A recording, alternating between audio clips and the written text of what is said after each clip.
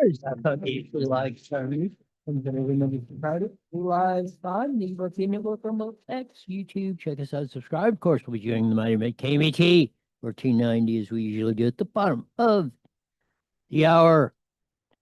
Lots of stuff just on this absolutely horrendous and wild Wednesday. You see, we'll get to this in a second. The video of that deadly crash where truck driver slams into traffic into the I-10, killing three. A brazen thief bags 3K following a Tesla at a San Fernando bank. The cell phone ban works. Who'd have thought that? Man, we should be livid. Who said that? Jimmy Spencer tells how life should be. Trump said not a penny for illegals. Newsom squalor. What he's turned California into? Trump 2028 may be real. No on 50.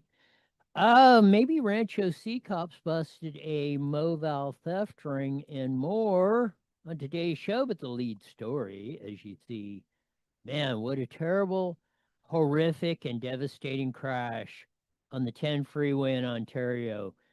ABC7 has video of it. We're going to get to Rob McMillan and the report from ABC7 here quickly. They say, here we go. We thought. It's one of those incidents that it could have definitely been preventable. It happened just after 1 o'clock Tuesday afternoon. One of the victims identified as a 54-year-old man from Upland. Two of the other people who died were burned so badly in the fire, they haven't been identified. The truck driver is a 21-year-old man from Yuba City in Northern California. He was eventually transferred to the hospital and he was checked out by the medical staff. And our officers determined that he was driving under influence of drugs. He's a professional truck driver.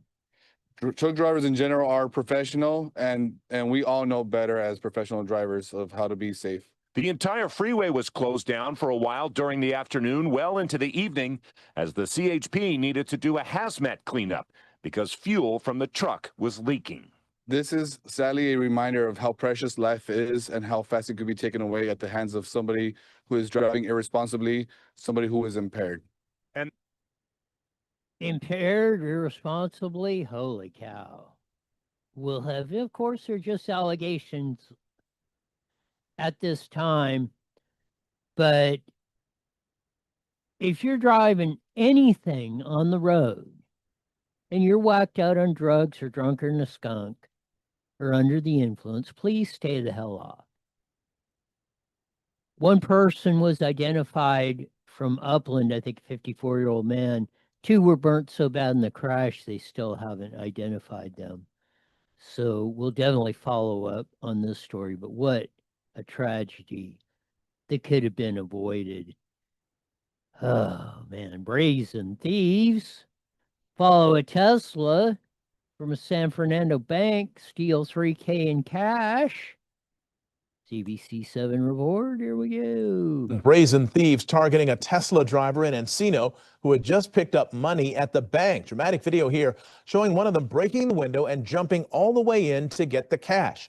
A woman tells us her father-in-law picked up about $3,000 cash at a Bank of America in Tarzana earlier today.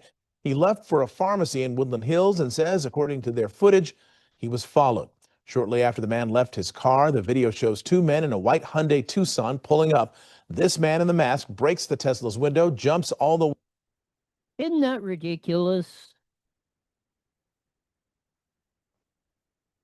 Seems to be a theme running around on this stuff. But just be careful if you're going to the ATM machine. Definitely be aware of your surroundings. And if somebody looks like they're following you, especially if you make some detours in that, call the cops. And don't stop or whatever. Just be aware at all times, because you never know what's going to happen in these situations. Who would have thought this? Study finds school cell phone bans may boost test scores after initial disruption. Who would have thought? Nobody would have guessed at any time. You take the frickin' cell phones, the 3x5 screen out of the schools, out of the classroom. You know what? Kids may learn. You know what, parents? You should be taking them out of your homes and all this stuff, or severely limiting the amount of screen time your kids are spending. They may have a hissy fit at first, but as we say, later on in life, they will thank you. We'll get to this in depth later on in the show. We'll even compare the difference between your and your. And this one confuses the heck out of me all the time, too. One's when you know your S. The other, when you know your S. Oh, man. You'd have a little fun, else you'll all go crazy. We should all be livid, San Jose Mayor Matt Mahan says. We'll deal with that one here in a bit because it's very important. Jimmy Spencer. Through NASCAR, the changes in NASCAR have really been around. The dramatic changes in NASCAR have been around the last 2 decades. And it really is a reflection of society. We'll get into that. Maybe tomorrow or Friday, we'll get into Helen Andrews' great piece on the great feminization. Basically, it confirms what Roy's been saying. Ladies, you're going to rue the day you tried to turn men into women. I was going to get to it yesterday, but I missed it or ran out of time. Didn't miss it, ran out of time. The Newsom has more kids living in squalor, absolute deplorable conditions, than we have ever had in the once Golden State. Trump says, we're not ending the Schumer shutdown until they agree to not a penny for illegals, not a penny. I think Trump's winning the showdown big time on this. As gas prices go, as Kevin Kiley, our congressman from out here in California, says, as gas prices dip below $3 a gallon nationwide, we're still hovering almost around $5 a gallon here in California. Trump 2028, it really may be real. And it may surprise you. Get out the vote. No Kings. No on Prop 50. Get that in. We're we're past the halfway point. Less than 2 weeks to go. Do not let Newsom win this particular chapter. Mobile theft ring was uncovered, it appears, by Rancho C cops. That and much, much more in the rest of today's show. But who would have thought? That story out of Moreno Valley is kind of wild. I think it was up in San Bernardino, maybe up in the mountains. There were about 4 or 5, I think 3 or 4 or 5 of them from Moreno Valley. One was from Los Angeles or something. They're busting into cars, and the cops saw them, and they're in Rancho C in short pursuit. 17-year-old. There was a 17-year-old that was arrested too. He was driving the car, actually. Maybe because they were. That's the thing, is if you get minors, they know they will get off. So they've had a lot of kids stealing cars, but these guys were busting into cars, breaking windows, kind of like that deal there where they followed the Tesla to the bank, Some withdraw a lot of cash, then boom, in the car, out of it, and gone. We got a lot of stuff going on here, as they say, in River City. I just saw a poll. 50, Prop 50 may win. Or it's a YouGov poll, so it's probably a little skewed. 60-40. If this is the case, the center left and mostly the Democrats, which is about Democrat registration and vote, because you take about half the indies are going one way. They lean Democrat or Republican. So we basically got 60% Democrats or lean Democrat in California, 40% Republican, lean Republican in California. If you Democrats and center left people are still going to buy the lie, then there's going to be no hope for California unless, and this is what be careful what you wish for. Along with triggering off probably the other states, and you're gonna lose, you may not even gain the 5 seats you think.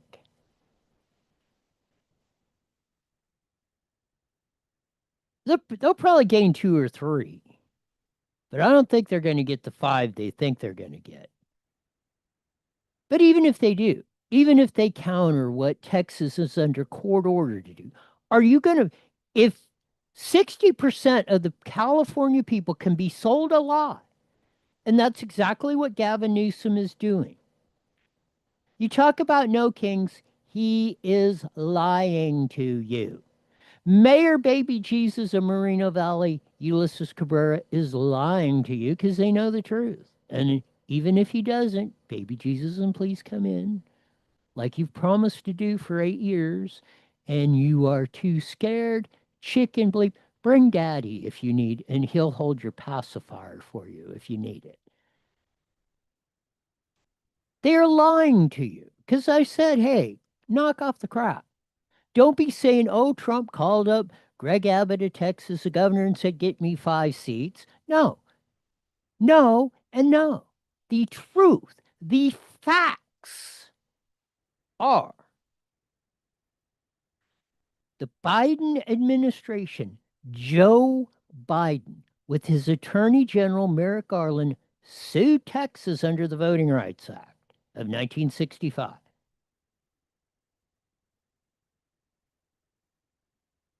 And they won in court. So Texas is under court order to fix them. Just happens to be we got smarter across the other 49 states and elected Donald J. Trump president, and Pam Bondi, and more important, Harmeet Dillon, Assistant Attorney General under Civil Rights, which is under her purview, is now handling the case. And has put out, along with many others, Mark Moyser, who works for her law firm, or old law firm. I'm sure she's not running it right now, the Dillon Law Group. But it's an absolute lie. But the broader problem in this, or the broader concern, is 60% 50% plus one, or latest YouGov poll out, which I think is a little flaky, but they're usually skew it hard left. They're coming out 60-40, this thing's going to pass. 60%, let's say anywhere from 50% plus one to 60% pass this thing. You will buy the lie of Gavin Newsom. Right here, this guy. You are electing Gavin Newsom king because you don't care if he lies to you. He don't care if he manipulates you. He don't care if he makes your kids complete idiots. You don't care that you're paying almost $5 a gallon of gas when the national average is just dipped below 3, which it hasn't been since a little over 4 years ago. Now, who was president a little over 4 years ago, who happens to be president now, and who was in between, where we had the highest gas prices in history in the nation?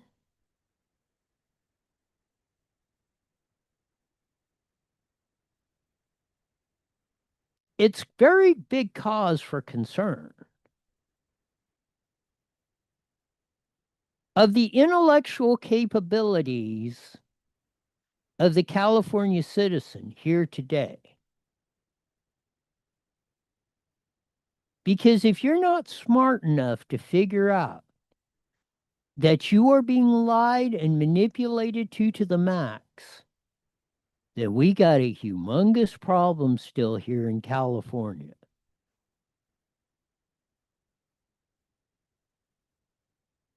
Teachers are leading the lie. They're telling you, oh, Trump, paying for the commercials that have Newsom and his crew telling the lie. SEIU funding the commercials, telling the lie on Prop 50. Now, how are you teachers going to have any credibility? You want your credibility in the tank with Newsom?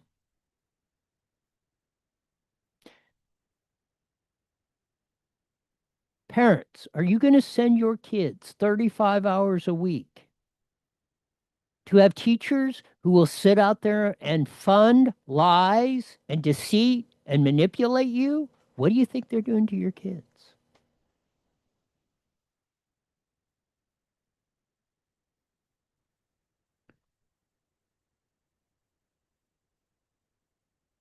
There's a lot going on. But this may spring, and I thought initially, Trump 2028, that's just Trump trolling. And I still, as far as the presidential part, he was just trolling peeps. He had Steve Bannon out there stirring the pot. I'm sure he was cracking up. I know he doesn't drink, but when he's having a Diet Coke and they're sitting around the Oval Office or whatever, lawn chairs out in the back, I could see Trump in a lawn chair. He's a New Yorker city guy. He may be never. I don't even know if he sits in a lawn chair by the pool at Mar-a-Lago. Never seen him in a picture like that. Only thing you've seen him is suit and tie or in the golf uniform, the golf course. Very New York. But there is a very real chance. I thought this one was kind of cool on the Rogan show. And if Californians buy the lie of the latest for Prop 50 and all this stuff, well, maybe this is what really Trump 2028 was all about. What Donald Trump should do is when he leaves the office, run for governor of California. Just take over California and fix it. It would be hilarious if he did. It would be one of the funniest things of all time. If an 82-year-old man steps into the office of governor of California, we're going to fix everything. You've got to put the water right on the water. It would be fucking hilarious. Yes, it would be effing hilarious. That was on the Rogan show. I don't know who the other guy was. As you know, I'm not big on pop culture and all that sort of stuff. So, but it was a joke, but it really isn't. We need to cultivate Donald Trump-like figures in California. Scott Wiener, the Tutti Frutti. On top of that, and set aside whether he's gay or whether you did that. I mean, he's radicalized. He has fought for every regulation to make kids No crime to have sex with kids. He's blocked it at every opportunity, tried to promote the legislation, let out criminals. He's a complete frickin' disaster. He's running for Nancy Pelosi's congressional seat. I don't know, maybe he's termed out in the Senate. But that's what we have in leadership. Rivas, Corey Jackson. The list goes on. Of the absolute fruitcake nuts,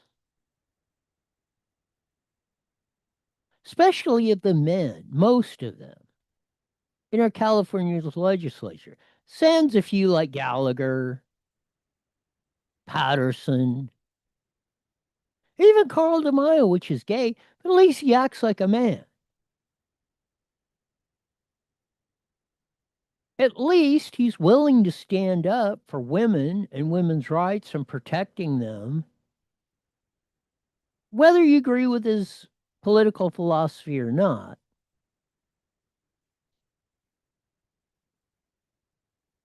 it's amazing to me to see that. But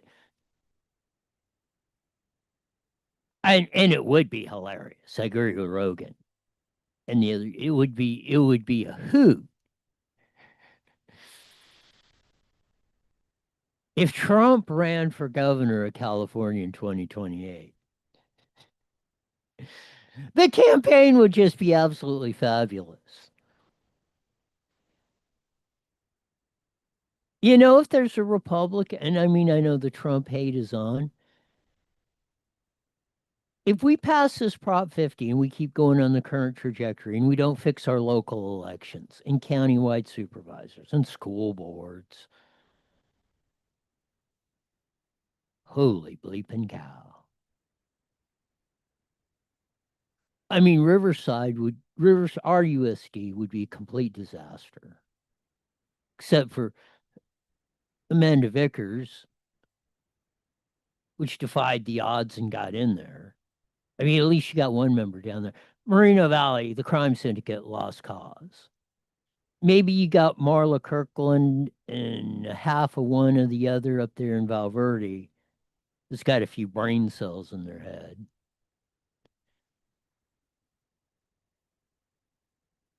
I mean, we've done some good with Murrieta with Murrieta with Nick Perdue, Komrosky down in Temecula, Jan and all them, Steve Campos and Hall over here at Parish Union High, Ken Prado down in Hemet. There's a couple good ones in Beaumont that slipped my mind.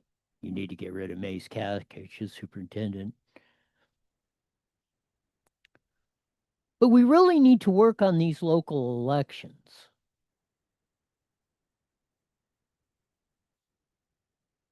If we put in place in 26 of that,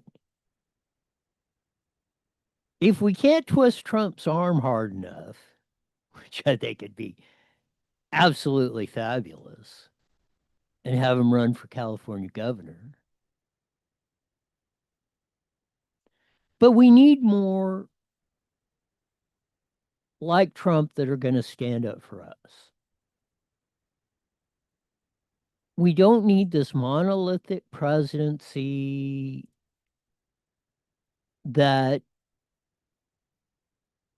we're just our local elections where we're just hosed. And hosed big time. We seem to have a politically suicidal mission going on here in California, which, as we say, is unfortunate, but it's the reality of the situation.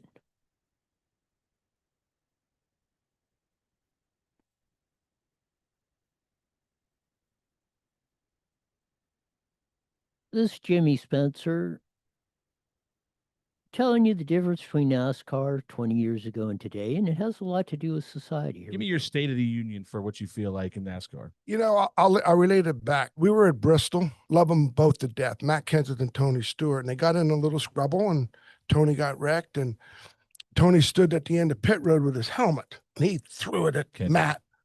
The fans went freaking crazy. They fined him like 50 grand. I went in the trailer the following week and I said, where in the hell you guys going? I said, this is how the old man would have handled it, being Bill France.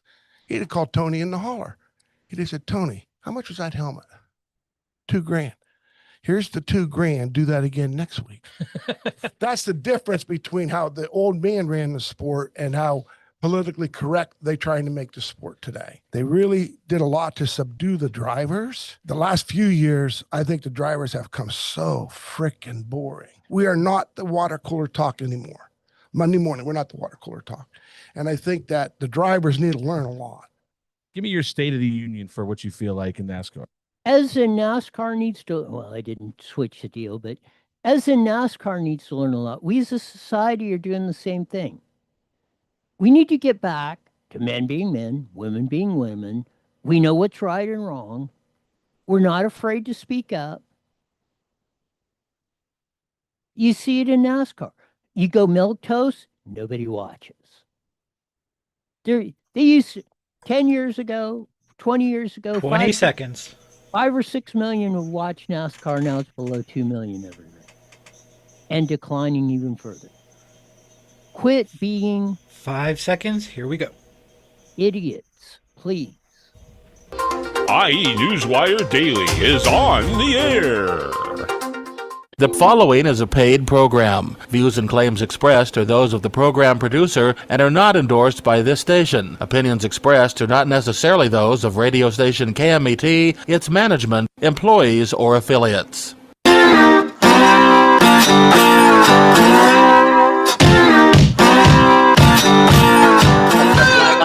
This comes in every Monday through Friday, live 5:30 on the Mighty Met 1490 AM, broadcasting all over the Inland Empire and the aforementioned AM band. Join our vast video audience and EVLP Network, Rumble, X, YouTube. Check us out, subscribe, do all that good stuff.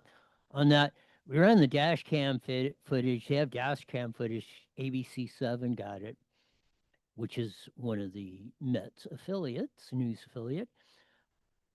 Of that truck that plowed into traffic on the 10 freeway there in Ontario. They've arrested the 21-year-old driver from Yuba City, said he was high on drugs on DUI.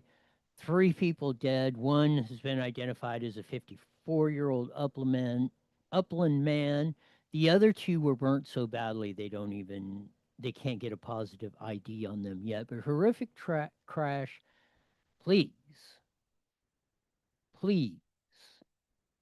If you're impaired, drunk, high on weed, or whatever, do not get in a motor vehicle or a motorcycle or an e-bike or anything. We just ran the clip of Jimmy Spencer and NASCAR and the difference between the two, and it really reflects society. It's so good, I'm going to play it again, Sam. The old Humphrey Bogart movie. I bet you Jesse hasn't watched that one. But anyway, here we go. I want to play this clip again for our KMET audience. You know, I'll relate it back. We were at Bristol, love them both to death, Matt Kenseth and Tony Stewart, and they got in a little scrabble, and Tony got wrecked, and Tony stood at the end of pit road with his helmet, and he threw it at Matt. The fans went freaking crazy. They fined him like 50 grand. I went in the trailer the following week and I said, where in the hell you guys going? I said, this is how the old man would have handled it, being Bill France. He'd have called Tony in the holler. He'd have said, Tony, how much was that helmet? $2 grand. Here's the $2 grand. Do that again next week. That's the difference between how the old man ran the sport and how politically correct they trying to make the sport today. They really did a lot to subdue the drivers. The last few years, I think the drivers have come so freaking boring. We are not the water cooler talk anymore. Monday morning, we're not the water cooler talk. And I think that the drivers need to learn a lot. And I'm saying this is just like society. Societies went the same way the last 20 years. Just like NASCAR.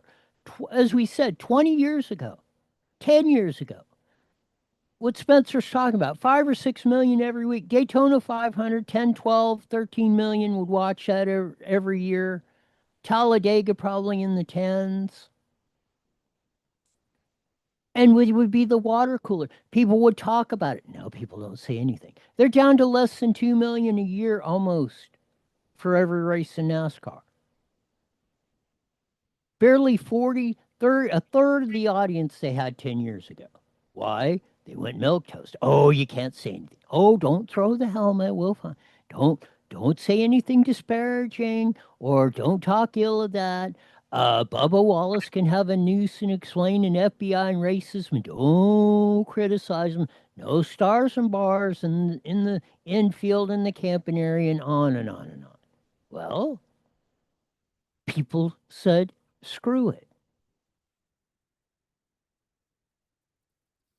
Because people naturally do not want to live in a world where they're walking on eggshells. So they're afraid to say anything because they're being attacked. Or this, or somebody might do that, or I might get fired from my job. Drivers are afraid to say anything because they might lose their sponsor or something. Back in the day, like Bill French Jr. or Sr. would have done, like you said, how much is that helmet, son? Oh, could have been $100 back in the day, 500, $2,000 today. Here's the $2,000. Do that again next week because the crowd went nuts. And it was the talk. Then people are talking when they come in Monday morning to work or whatever, they're having coffee or lunch break or whatever. They're talking about, hey, did you see Tony Stewart slammed his helmet at Matt Kent? Did you see the crash? And blah, blah, blah, blah. Kansas an idiot. No, Tony Stewart was right. Whatever. Yeah, we do with football teams, baseball, whatever. You take that element away. And like I said, we're probably going to do maybe tomorrow, probably more likely Friday. Helen Andrews' great piece on the feminization of America. And it backs up what I've been saying. Ladies, you're going to rue the day. You are going to rue the day you turned men into women. And, a sixth grade educated ditch bank okie from Edgemont. I don't got no degrees, hardly any formal education. But like with this and like with that, and the next one we're going to talk about, which we have for a lot ad nauseum, probably at times you wanted to throw tomatoes at the screen or something because I'm talking about it. There's just been a completed study, finally,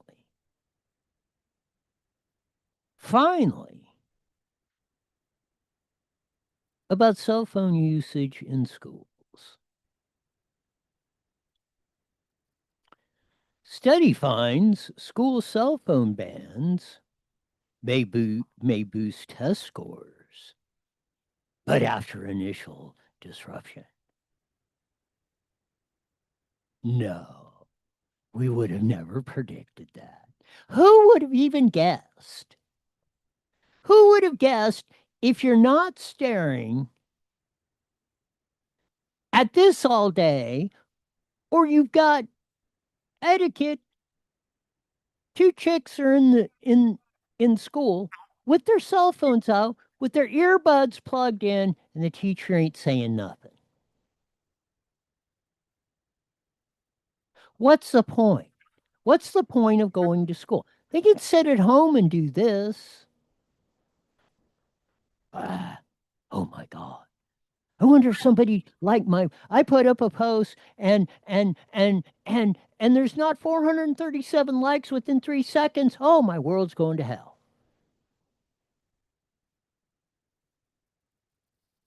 Who would have ever thought this? Would have ever predicted this? You go to school and you actually learn that 2 + 2 = 4, or you can actually read, or you actually study the real science instead of the fraud Fauci con with the COVID crap. Not only will you learn something, you will set yourself up as an adult on the path to life, liberty, pursuit of happiness, to success, to have the life you want to live, to be able to afford a car or a home or start a family or do whatever, or go to Disneyland or to the mountains this week, to the beach next week. Vacation, pay for a vacation, not getting a student loan and then expecting somebody else to pay for your vacation. Well, you should have had your nose to the grindstone learning something.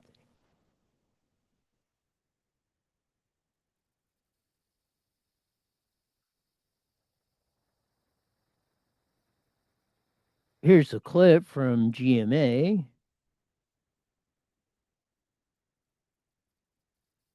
Here we go. Cell phone bans in schools and their impact on learning. Elizabeth Schultz joins us with the details. Good morning, Elizabeth. Hey, good morning, George. So we've heard a lot about these cell phone bans in schools this year, and now we're getting a first look at how they can help improve students' academic performance. So this new study, which has not yet been peer-reviewed, uses data from one of the biggest school districts in the country in Florida. It shows that after a phone ban there took effect, students' test scores significantly improved, attendance went up, and classrooms reported higher. Notice on the first part,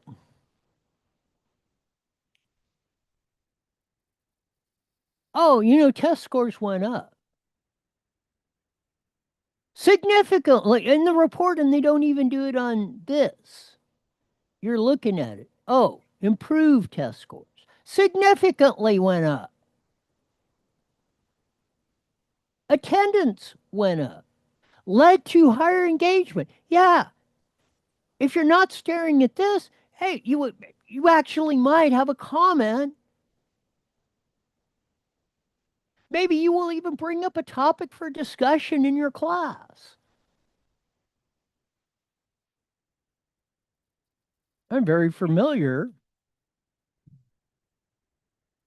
with someone who used to do that all the time. Take a big guess who that was. Who actually started leading the debate, and to quote my 5th grade teacher, Chuck Orr, who said, I was actually teaching the class, not him. Mind you what, at 10, 11 years old. And I was no credentialed teacher, had a PhD, a doctorate. Just a snot-nosed 11-year-old kid. Let's roll some more with the reporter. Engagement. This report did find that immediately after the ban went into place, more students were suspended for breaking the rules and using their phones, but that did only last in the short term. Duh. Of course it's only going to last in the short term, Missy. Of course, you take away the toys from the children, their little pacifier, and they're going to go, eh. They're going to have a hissy fit. They're going to be screaming. They're going to be just crying and whining and, oh, the world's coming to an end.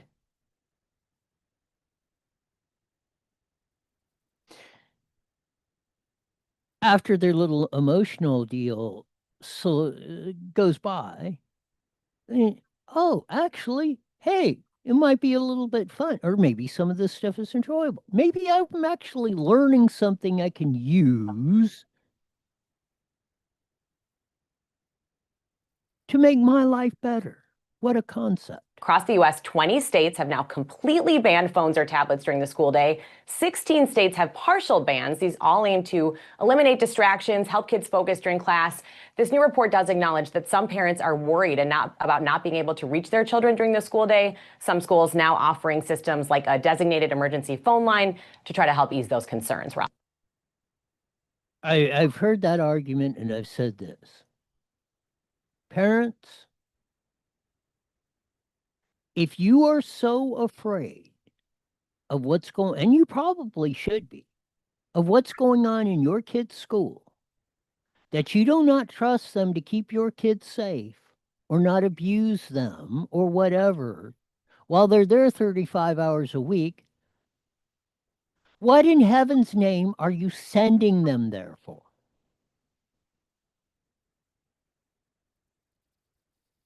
You're endangering them?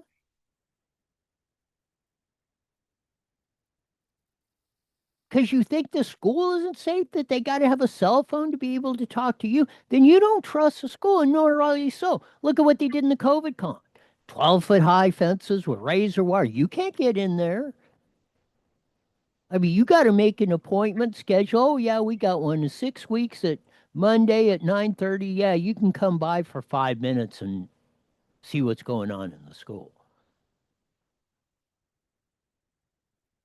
That right there should tell you, don't send your kids to the prison camp, as I used to refer to it back in the day.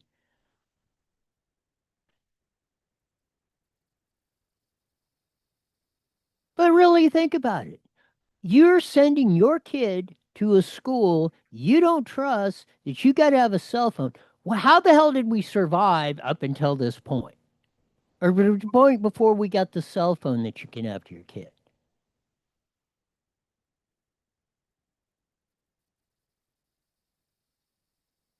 Absolutely amazing. Of course, the great Ron DeSantis started this. A year ago, Florida was the one that banned cell phones across the state in their K through 12 education. Here in the state of Florida. Now, one of the things that the bill did was said with cell phones, students should not have cell phones in the classroom. They can check them at the front of the class. And actually, some schools say no cell phones, period. But at a minimum, you sit in class and you learn, and you can't have everybody on their phones all the time. And so I remember when we did that, it's just kind of typical people like, oh, they were trying to attack us. Now, the school districts that have really embraced this, they've never done better in terms of what's happened with the classroom experience. The students even admit it's better. The teachers admit it better, and the parents like it better. So after the initial hissy fit from the kiddies, they liked it better. The teachers liked it better. The parents liked it better. And they knew, because the schools that have done it, and anywhere across the country that has done this, it has worked out. So why, when you do it statewide in Florida, it's not going to have the same result? I mean, again, who could have predicted the study would show what we already knew? What anybody that scored over 3 on an IQ test could have told you.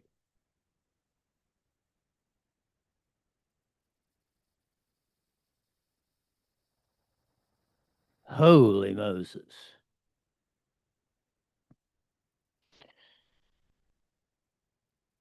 Mayor Matt Mahan of San Jose, he is a Democrat, but he said we should all be livid.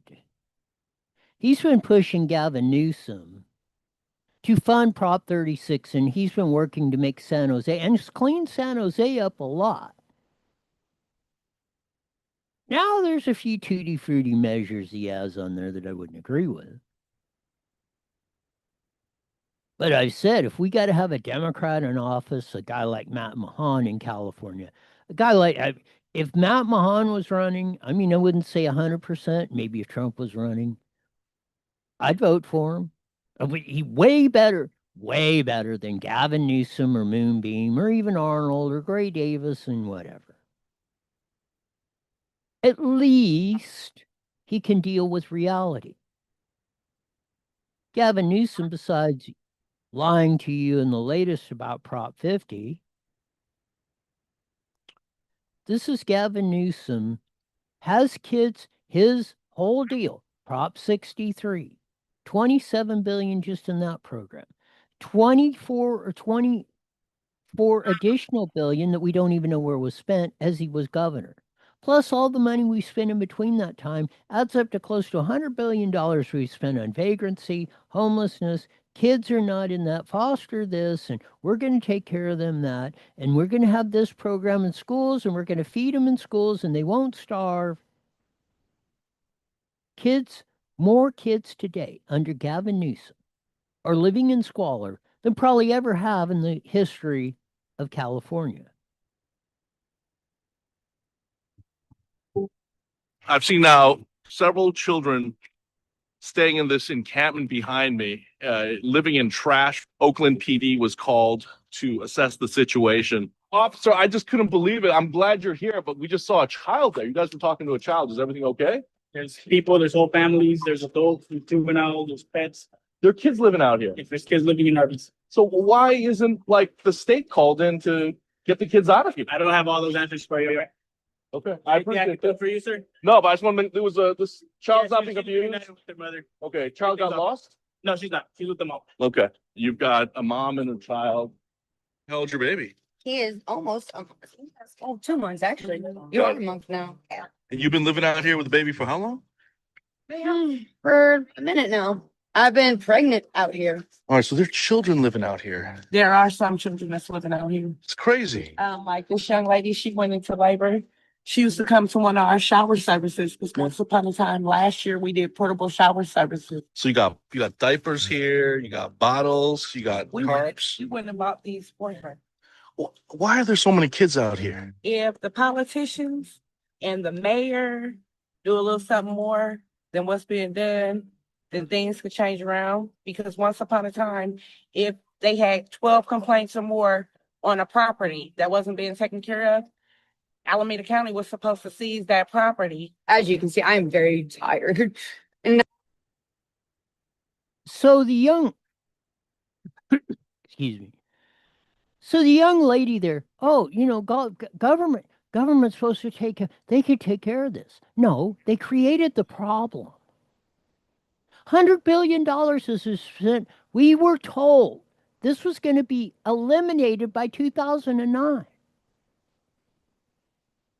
Eliminated. You know, tax those evil rich white guys who would take care. They're evil. They caused this.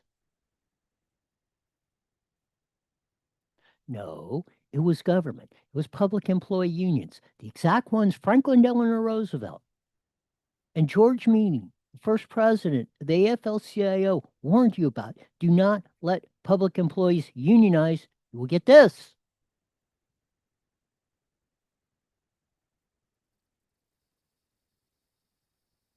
Public employee unions, not private sector. Support private sector unions, as I did Tuesday. not really too much for him. He's great. It's just this environment is tiring. How long have you been in Oakland? Almost 2 years now. 2 years now. Yeah. Okay. I came here to take care of my auntie and then she I don't know, she kind of bailed out and then I just been here. You couldn't get back home to New Orleans? I don't want to. I lost everything there. My dad, my big brother. It's not home anymore. So, and I wanted to see more before I died.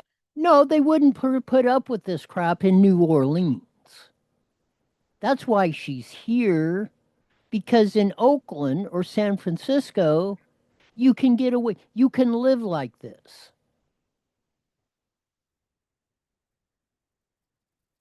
You know, it's so beautiful out here. Y'all sunsets and sunrises are the most beautiful I've ever seen so far in my travels.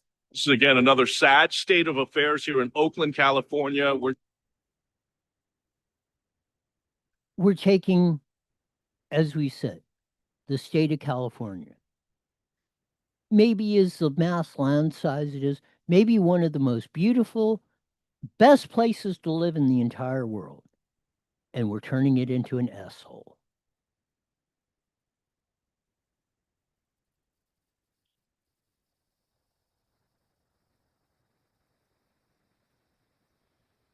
If sometimes,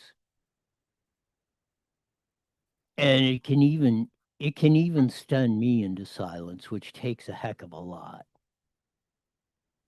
You know, I'm a lifelong Democrat. I worked for President Obama. I've never voted for a Republican in my life. but I feel radicalized about what's happening on our streets. It's absolutely insane to see the street conditions in San Francisco, see what families and children and working professionals have to deal with every single day in our city. And it's because a couple of far left Democrats have become radicalized and empowered themselves to take advantage of our compassion and our leniency to prioritize the rights of a couple people over the rights of the rest of the city. Do not let the perfect get in the way of the greater good. That's what the gentleman is saying. Worked for Obama.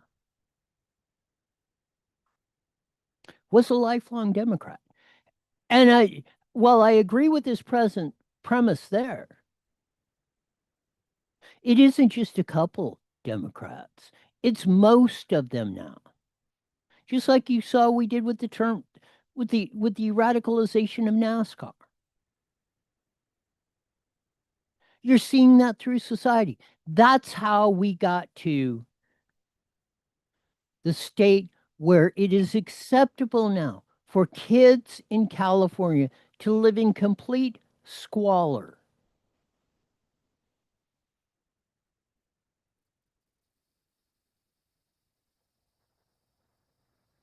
As they said, you talk about, the humanity. If you have compassion, if you have any feeling in your heart at all, I don't know how you can justify doing the stuff, trying to temper myself, that's been going on here. It's just sometimes you just don't know what it's just incredible. Sometimes words just cannot deal with the pictures like you just seen. And that's going on every day in practically every town and every territory in California. It's absolutely sad. We'll get to some of the local genre. A couple, didn't have much on today usually, and it is Wednesday. Everybody, well, the big news calms down a little bit, as they say. Coffee with the Cops coming tomorrow at Dunkin' Donuts on 749 South Sanderson in Hemet. So go out and check out the cops, see what they're doing. Even if you got a concern or you disagree or that, hey, have a conversation. Don't just rattle off of it. Have some respect. Go and talk to them and see if you can work it out. I bet you in most cases you'll see you can. Rancho C cops bust a mobile theft ring. Deputies pursued 17-year-old was driving the car. I think there was 4 Moreno Valley guys and 1 from Los Angeles or something. They were busting into cars. Cops found it, had a brief chase, get the 17-year-old and 5 others. Good job, Rancho C cops. A boys and girls employee was killed in an accident right out in front of a San Bernardino school. So a tragic story there to report. Amongst all the positives that are going on, we still have a lot of work to do, especially in California, as we've laid out. It's about time we all started focusing more energy on that. And that'll do it today. We'll be back tomorrow, so take it away, Jesse. That'll do it for today. But as we usually say at this time, it's mandatory you're back here in 23 hours wide. You hear the best darn show in the whole wide world. Till then, see ya. All right. Have a great night. You got it.